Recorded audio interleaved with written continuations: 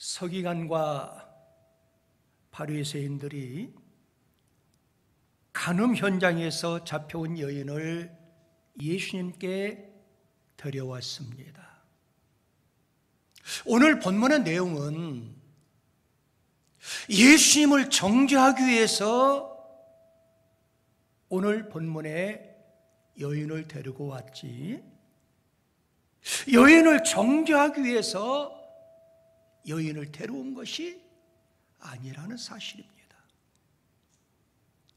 우리 예수님께서는 그 죄를 범한 그 여인 앞에서 바로 서기관과 바리새인들에게 너희 중에 죄가 없는 자가 있으면 먼저 돌로 치라는 예수님의 그 말씀 한마디에 서기관과 바리새인들을 물리치셨습니다. 우리 예수님과 여인을 정죄하기는커녕 도리어 서기관과 바리새인들이 양심에 의해서 그들이 정죄를 받게 되었습니다. 오늘 본문의 내용을 보면은 어른으로 시작해서 젊은이들까지 한 명씩, 두 명씩 다 사라졌어요.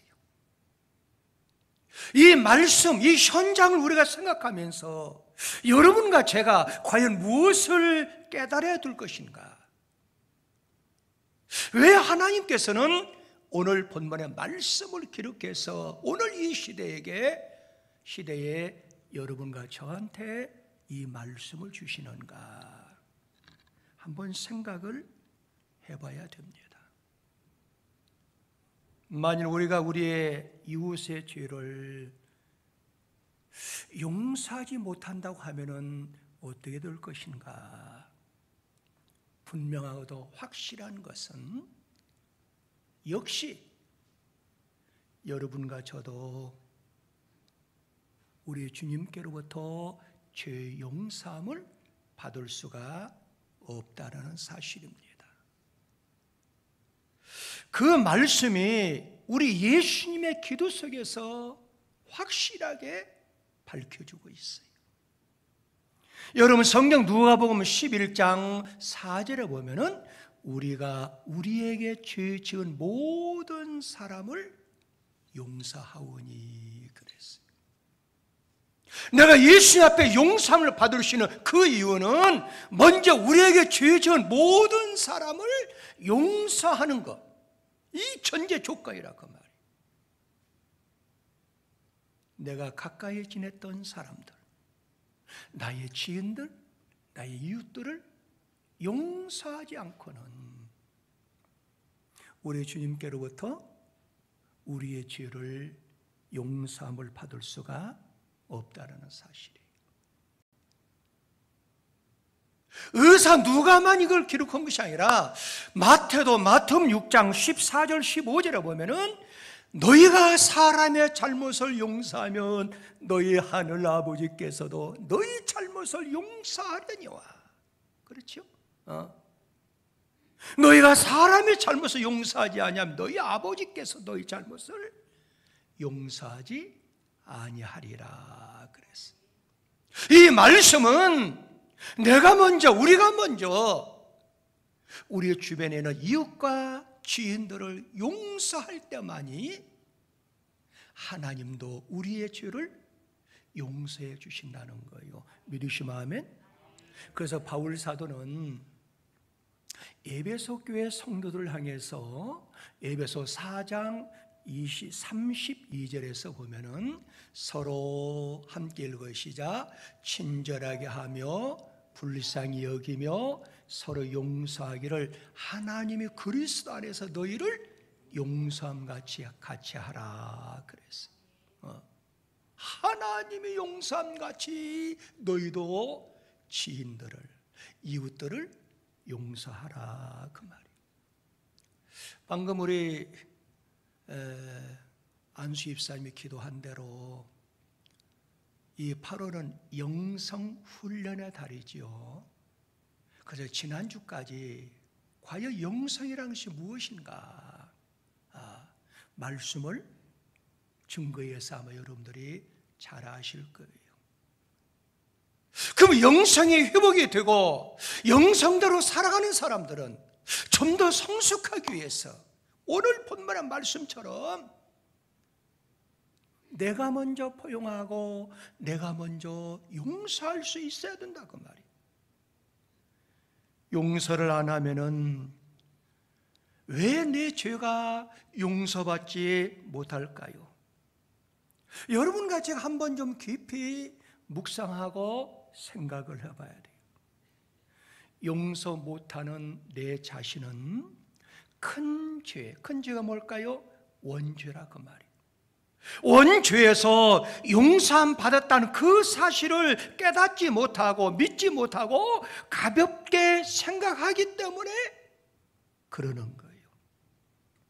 우리 예수님께서 나를 위해서 엄청난 대가를 지불하시고 그리고 나에게 구원이라는 큰 선물을 주셨음을 여러분과 제가 믿어야 된다는 거예요. 그 마음이 없으면은 그 고마움과 그 감사한 마음, 그 개념이 없기 때문에 우리 주변에 있는 사람을 용서할 수가 없다는 사실이에요. 그러므로 여러분과 제가 생각을 좀 바꿔야 된다고 말이에요. 예수님이 저분을 위해서도 죽으셨구나. 우리는 착각하는 이유가 예수님은 나만 위해서 죽은 줄 알아요. 예수님은 나만 위해서 십자가 지신 줄 알아요. 아니라는 거예요. 우리 예수님은 내가 용서할 수 없는 그 사람을 위해서도 십자가를 지셨고, 할렐루야. 우리 예수님은 내가 용서할 수 없는 저분을 위해서도 엄청난 피를 흘려주셨고, 내가 도저히 용서할 수 없는 저분을 위해서도 엄청난 대가를 치러 주셨다는 거예요. 그러므로 제가 저분을 미워하게 되면은 우리 예수님이 화가 날까요? 아니면 화가 날까요? 둘 중에 하나. 화가 난다는 거예요. 예수님의 자존심을 건드는 경우가 되는 거예요. 그러므로 여러분과 제가 이웃을 볼 때에 내 시각으로 보면은 안 돼요. 내가 용서할 수 없는 저 사람을 볼 때 우리의 시각으로 보기보다도 따라 말합시다. 예수님의, 우리 주님의 시각으로 바라봐야 된다. 예수님의, 주님의 시각으로 볼 수 있어야 된다고 말이에요. 뭐 논리적으로나 이성적으로 아무리 용서하려고 해도 그게 내 힘으로 안 될 때가 많이 있어요. 하나님의 말씀을 듣고 보니까 맞아 우리 예수님이 나를 용서함 같이 나도 상대방을, 저 사람을 용서해 줘야 돼. 그는 막상 실천하려고 하면 안 된다고 말이에요. 그럴 때마다 여러분과 저는 이 말씀을 좀 기억해야 돼요. 어떤 말씀? 자, 골로새서 3장 13절 14절의 말씀을 묵상하면서 누가 누구에게 불만이 있거든 서로 용납히차 용서하되 주께서 너희를 용서하신 것 같이 너희도 그리하고. 예수님이 나를 용서한 것을 생각하라 그 말이에요. 이 모든 것 위에 사랑을 더하라는 거예요. 왜? 그 사람이 온전한 사람, 그 사람이 성령의 사람, 그 사람이 성숙된 사람, 그 사람이 영성의 사람이라는 거예요. 믿으시면 아멘. 여러분과 제가 확실하고 분명한 것은 창세기부터 요한계시록까지 강조한 말씀 중에 강하게 강조한 것은 뭐예요? 심은 대로 거둔다는 사실이에요. 믿으시면 아멘. 네. 그래서 콩 심은 데 콩 나고 팥 심은 데 팥 난다. 심은 대로 거두는 법칙이 우리 기독교의 법칙이라고 말. 그래서 갈라디아서 6장 7절에 보면은 스스로 속이지 말라. 하나님은 업신여김을 받지 아니하시나니 사람이 무엇으로 심든지 그대로 거두리라 그랬어. 어느 고을에 원님이 새로 부임해 왔어요. 그런데 그 고을에 원님이 부임할 때마다 소문난 효자를 찾아서 그 사람 마을에 보내두기 위해서 시상식을 거행하는 거예요. 역시 새로 부임한 원님도 명령을 내렸어요. 우리 마을에서 제일 효도하는 효자를 선별해서 시상식을 하겠다 그랬어요. 당연히 그 전에 상을 받았던 그 효자를 추천해 가지고 원님 앞에 왔어요. 이 사람은 전에 원님한테 상을 받았기 때문에 평상시 초청받았기 때문에 대수롭지 않게 여기고 새로운 원님을 맞이하게 되었어요. 이때 이 원님이 자네가 이 고을의 효자라고 하는데 자네 가족사항을 얘기해 보게나 그랬어요. 예, 원님, 우리 가족은 아버지 한 분 계십니다. 10년 전에 우리 어머니가 돌아가셨습니다. 그래. 근데 제가 아버지가 좀 불편하지 않도록, 외롭지 않도록 최선을 다해서, 정성을 다해서 제가 시중을 들었습니다. 그래서 그게 아마 효도하는 걸로 생각해서 지난번 원님도 나한테 황소 한 마리를 효자래에서 상품으로 주었습니다. 그래. 자네는 아내가 있는가 없는가? 예, 저 아내가 있습니다. 그때 원님이 소리를 지르면서 여봐라! 이놈을 당장 묶어서 형틀에 묶고 곤장을 죽지 않을 만큼 쳐라고 명령을 내렸어. 그러면서 원님이 하는 말이 천하의 이런 고약한 놈을 어떻게 효자라고 상을 줬단 말이냐. 너는 너희 아내가 있으면서 너희 아버지는 10년 동안 아내가 없이 홀로 살았는데 뭐 정성을 다해서 불편함이 없게 하기 위해서 그래서 뭐 시중을 들고 최선을 다했고 유럽지 않게 했다고? 이런 나쁜 놈이 있는가? 그래가지고 한순간에 효자가 형틀에서 곤장을 죽지 않을 만큼 맞았어요. 그리고 풀어주니까 이 아들이 너무 매를 많이 맞아가지고 기어서 간신히 집에 도착했어요. 그 광경을 바라보던 아버지가 이게 어떻게 된 영무이냐, 새로운 원님이 효자라 해서 상을 줄 줄 알았더만은 이게 어찌 된 영무이냐. 이 아들이 자초지정을 다 말했어요. 그때서 아버지가 빙그레 웃으면서요, 그래, 이제야 제대로 속 시원한 훌륭한 원님이 우리 마을에 고을에 오셨구나 그랬다고 말. 무슨 말이겠어요? 무슨 일을 하든지 역지사지해야 된다는 거예요. 다시 말씀드려서 상대방의 품은 속마음, 처해 있는 상황, 배경을 가늠해서 일을 해야 된다는 거예요. 할렐루야? 할렐루야. 희한하게 1부 예배는 아멘을 잘, 2부 예배는 아멘을 잘해요. 할렐루야. 물론 역지사지가 쉽지는 않아요.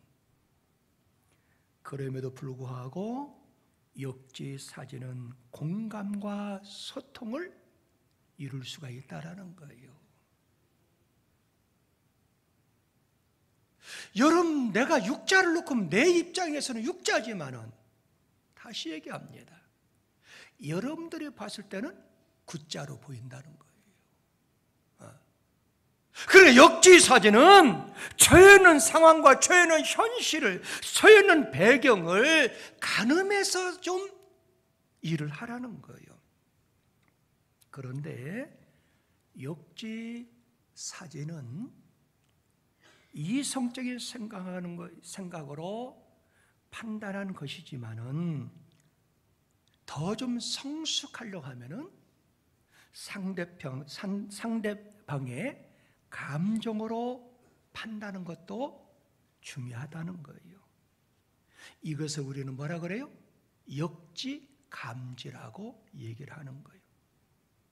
그러니까 상대방의 생각뿐만 아니라 상대방의 감성까지도 읽어갈 수 있었을 때 그 사람을 이해할 수 있다는 거예요. 할렐루야. 다시 말씀드리면은 역지사지는 상대방의 입장에서 생각을 하고, 역지감지는 감성까지 읽어들 때 그 사람을 이해할 수가 있다는 거예요. 그러나 상대방을 변화시킬 수는 없어요. 그러면 상대방을 변화시킬 수 있는 비결이 뭔가? 상대방 입장에서 생각하고 느끼는 것만으로 끝나는 것이 아니라 어떤 변화를 만들려고 한다 하면은 반드시 행동을 해야 된다는 거예요. 그래서 성경에 보면은 행함이 없는 신앙은 무슨 신앙? 죽은 신앙이라는 거예요. 다시 말씀드려서 뭔가 좀 나의 삶 현장에서 변화를 일으킨다 하면은 행동을 해야 되는 거예요. 그것을 역지행치라고 할 수 있어요. 상대가 원하는 행동을 해주는 거예요. 우리는 너무도 우리 주변의 사람들을 함부로 판단하고 정죄할 때가 많았어요. 특별히 크리스찬들은 제일 중요히 여기는 게 하나님 말씀이잖아요. 그렇죠? 하나님 말씀을 가지고 판단하는 거예요. 하나님 말씀을 가지고 정죄하는 거예요.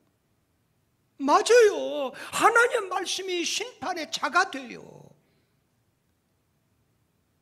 그런데 너무 하나님 말씀으로만 무장하다 보니까 다 상대방을 정죄하고 판단만 하지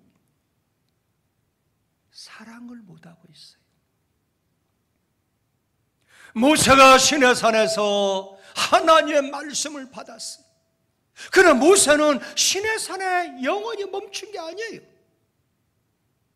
내려왔다라는 사실이에요. 여러분과 저도 수십 년 동안 교회를 다니잖아요.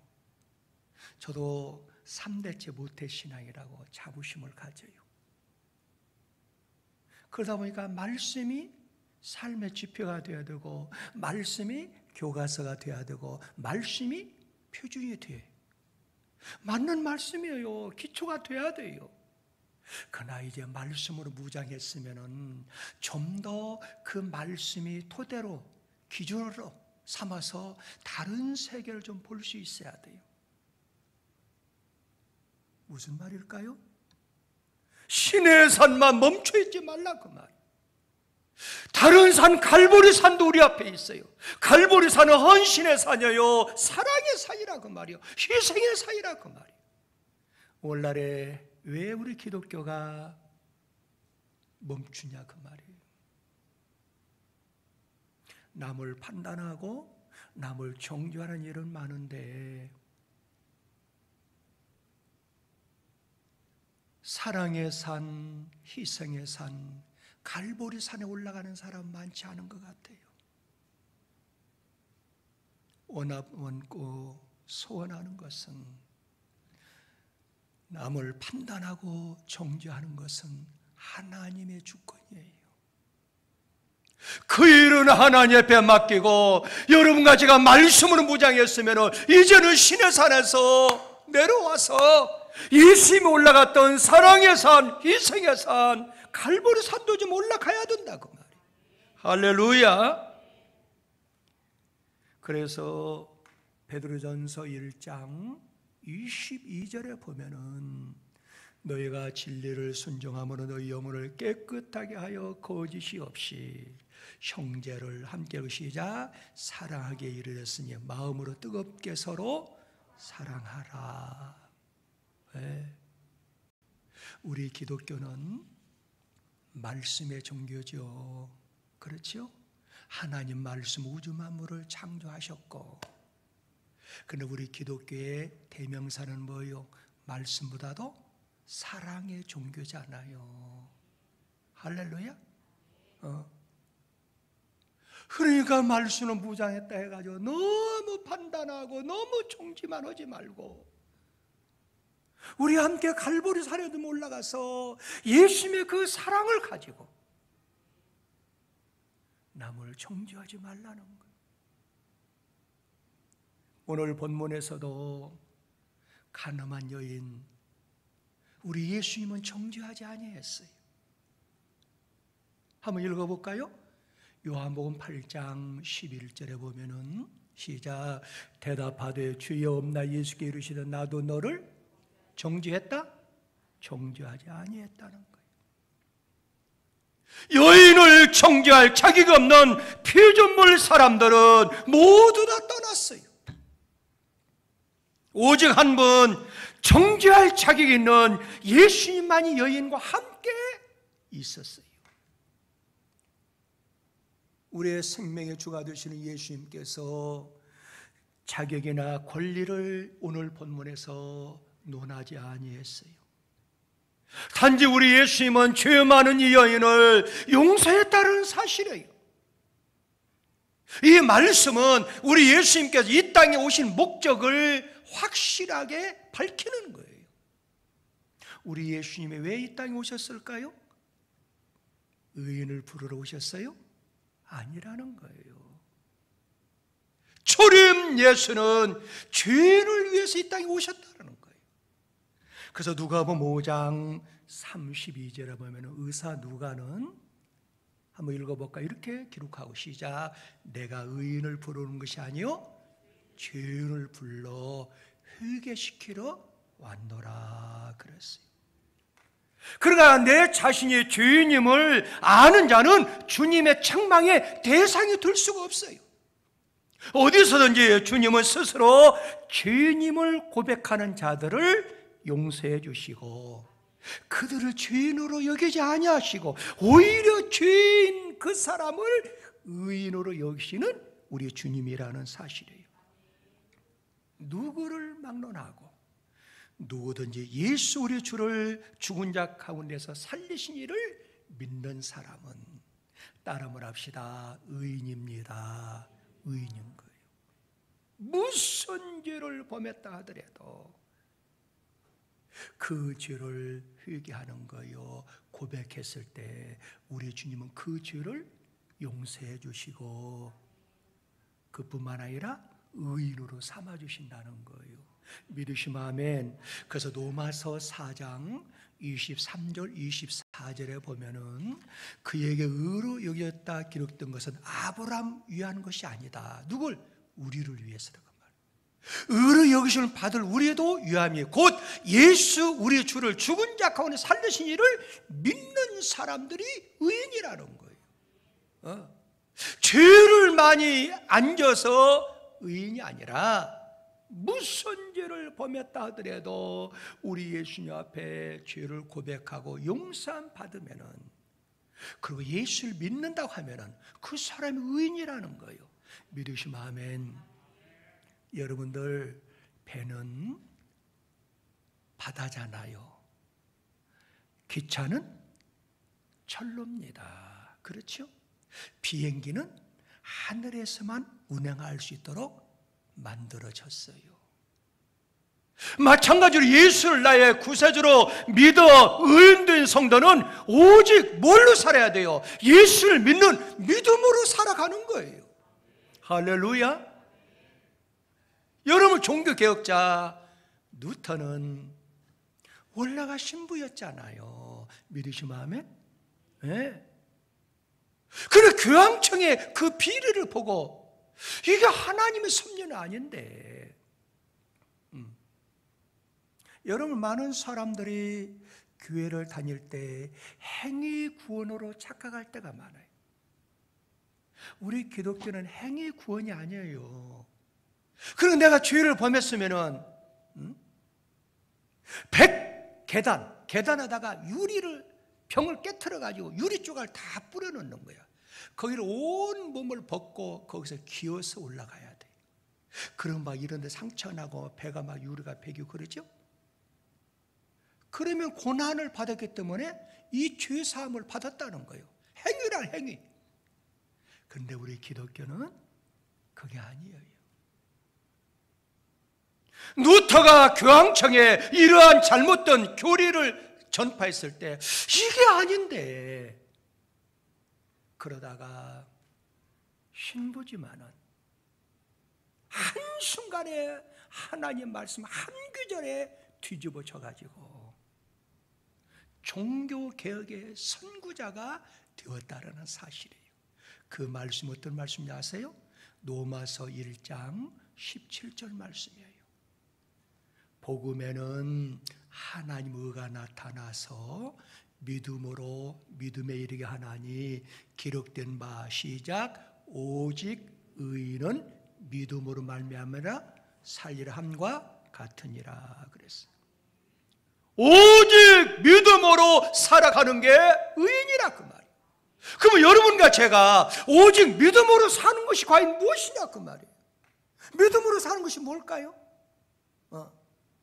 그것은 하나님께서 살아계시구나, 하나님의 살아계심과 그리고 그 살아계신 그분이 언제나 나와 함께 하시는구나, 그리고 하나님을 찾기만 하면은 내가 찾는 자에게, 이 말을 기도하는 자에게 반드시 하나님은 상을 주시고 복을 주시는 좋으신 하나님이구나, 이걸 믿는 그 믿음이 믿음으로 살아가는 사람이에요. 믿으시면 아멘?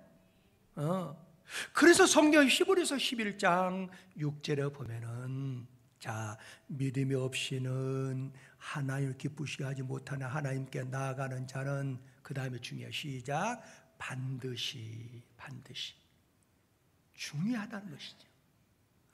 확신을 가지라고. 반드시 시작, 그가 계신 것과 또한 그가 자기를 찾는 자들에게 상 주시는 이심을 믿어야 할지니라.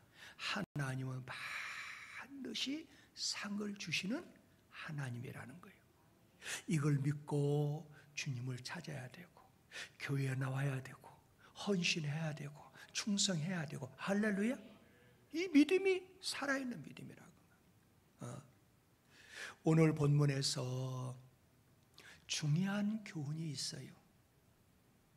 여러분들 교회를 다녀도 용서받지 못할 사람들이 있고, 교회를 다녀도 용서받을 사람들이 있어요. 그럼 오늘 본문을 통해서 용서를 받지 못할 사람이 어떤 사람들일까요? 그건 오늘 본문 9절에 나와 있어요. 그들이 누굴까요?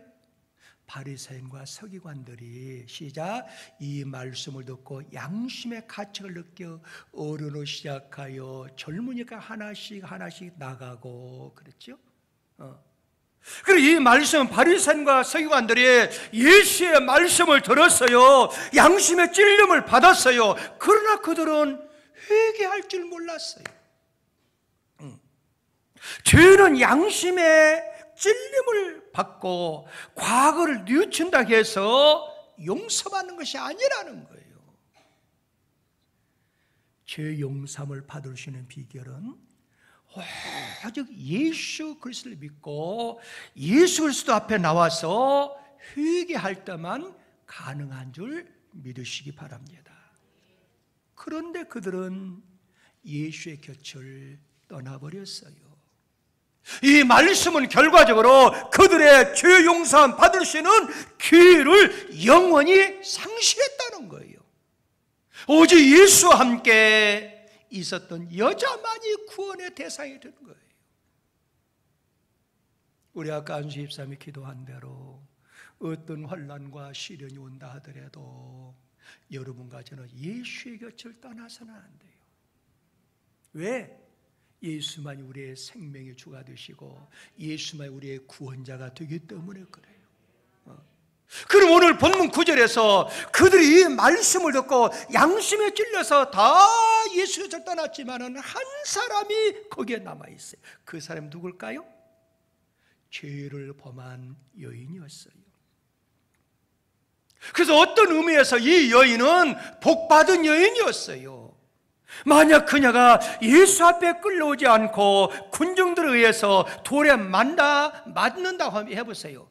그러면 그녀는 용서받을 기회 없이 이미 그는 죽은 사람이 될 거예요.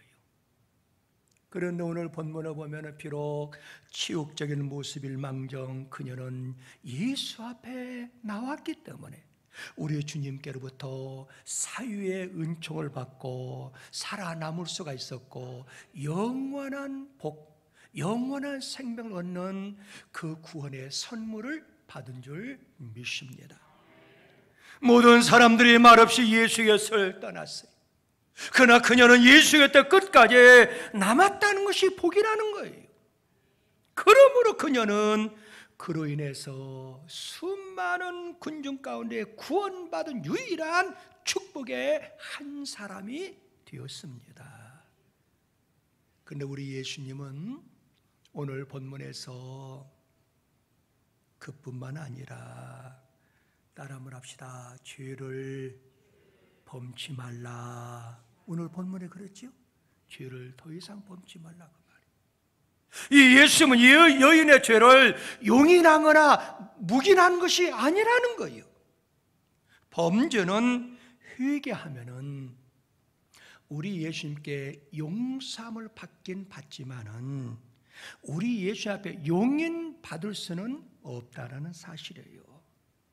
그러므로 여러분과 제가 영성이 깨어서 회복이 됐다 하면은 우리의 삶 현장에서 어떠한 경우에도 죄와 타협하지 말고 하나님을 믿는 믿음으로 살아가야 될 줄 믿습니다. 내가 전에는 하나님 몰랐어요. 예수를 몰랐어요. 그래서 육신의 정욕 따라서 전에는 불의의 병교로 살았다고 할지언정 이제는 영성이 회복되었어. 하나님을 믿는 믿음으로 살기 때문에 의의 병기로 선한 병기로 영원토록 쓰임받길 예수 이름으로 축복합니다.